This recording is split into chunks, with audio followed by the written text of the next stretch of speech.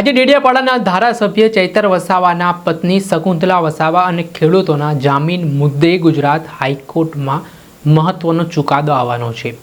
આદિવાસી સમાજની નજર આ ચુકાદા પર છે, કેમ કે જે બંને પક્ષોની દલીલ છે તે પૂર્ણ થઈ હતી અને આજે ગુજરાત હાઈકોર્ટે ચુકાદો અનામત રાખ્યો હતો। ત્યારે શું સ્થિતિ રહેવાની છે, વિગતે વાત કરીએ। વૈષ્ણવજન તો તેને કહીએ જે પીડ પરાઈ જાનાને રે।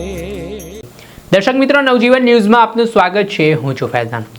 આજથી થોડાક સમય પહેલાં વનકર્મીને મારવાના કેસમાં ધારાસભ્ય ચૈતર વસાવા, તેમના પત્ની શકુંતલા વસાવા સહિત 9 જેટલા ખેડૂતો છે તેમને નર્મદા સેશન કોર્ટે દોષિત ઠેરવ્યા હતા। 2023માં જે આખો કેસ છે તે સામે આવ્યો હતો, જેમાં જે ખેડૂત હતા તેમના કપાસના પાકને વન વિભાગ દ્વારા કાપી નાખવામાં આવ્યો હતો।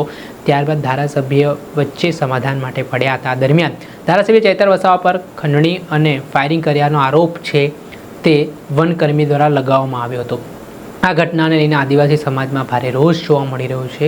છેલ્લા 1 મહિના જેટલા સમયથી ધારાસભ્ય ચૈતર વસાવા વડોદરા સેન્ટ્રલ જેલમાં બંધ છે ને ગુજરાત હાઈકોર્ટમાં હાલ શકુંતલા વસાવા અને ખેડૂતોના જામીન મુદ્દે થોડાક સમય પહેલાં જે બંને પક્ષોની દલીલો છે તે પૂર્ણ થઈ હતી। કોર્ટે બંનેની દલીલો સાંભળી હતી ને આજે ચુકાદો અનામત રાખ્યો હતો, ત્યારે એ દિવસ આવી ચૂક્યો છે।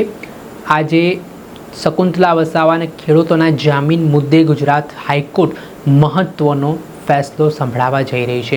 ત્યારે સૌ કોઈની નજર આ ચુકાદા પર રહેવાની છે ને જો શકુંતલા વસાવાને જામીન મળે છે તો ચૈતર વસાવા માટે આ રાહતના સમાચાર પણ માનવામાં આવશે ને જો આ સજા યથાવત રહે છે તો ચૈતર વસાવાની મુશ્કેલીઓ વધી શકે છે। આગામી 24 તારીખે નર્મદા જિલ્લામાં આમ આદમી પાર્ટીએ પણ ચૈતર વસાવાના સમર્થનમાં સંમેલન જાહેર કર્યું છે। જોવાનું રહ્યું કે આજે ગુજરાત હાઈકોર્ટમાંથી શકુંતલા વસાવા અને ખેડૂતોને જામીન મળે છે કે કેમ। દર્શક મિત્રો, આવા જ અવનવા વિડીયો સાથે આપને માહિતગાર કરતા રહીશું। આ ઘટનાથી જોડાયેલા પડેપડના અપડેટો આપના સુધી પહોંચાડતા રહીશું। એટલે તમારી નવજીવન ન્યૂઝ જોતા રહો, લાઈક કરો અને વધુમાં વધુ શેર કરો।